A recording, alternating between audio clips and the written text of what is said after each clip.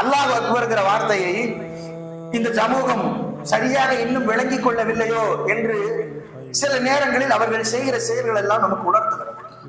அந்த வார்கள் அல்லாஹ் சொல்லித் தருகிறான் திருமறை குர்ஆனில், ஆலிமுல் கைபி வஷ்ஷஹாதத்தி அல் கபீருல் முத்தஆல்லிம். அல்லாஹ் தன்னை பற்றி வர்ணிக்கிறார்.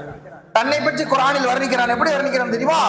ஆலிமுல் கைப், மறைவான செய்திகள், மறைவான விஷயங்கள் அத்தனையும் அறிந்தவன் அவன். வஷ்ஷஹாதா, பகிரங்கமான செய்திகளையும் அறிந்தவன் அவன்.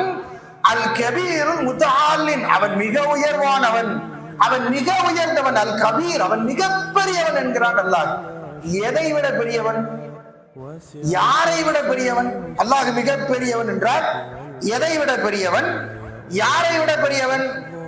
அல்லாஹ் எதை விடவும் பெரியவன், அல்லாஹ் யாரை விடவும் பெரியவன். அவனுக்கு கீழ்தான் இங்கு அனைத்தும் இருக்கிறது. அவனை மிஞ்சிய ஒரு ஆற்றல் இந்த உலகத்தில் கிடையாது. அவனை மிஞ்சிய படைப்பு இந்த உலகத்தில் கிடையாது. அவனை மிஞ்சிய பொருள் இந்த உலகத்தில் கிடையாது. அவனை மிஞ்சிய மனிதன் இந்த உலகத்தில் கிடையாது. அவன் எல்லோரை விடவும் பெரியவன், அவன் எல்லாவற்றை விடவும் பெரியவன் என்பதை நாம் உணர்ந்து கொள்ள கடமைப்பட்டிருக்கிறோம்.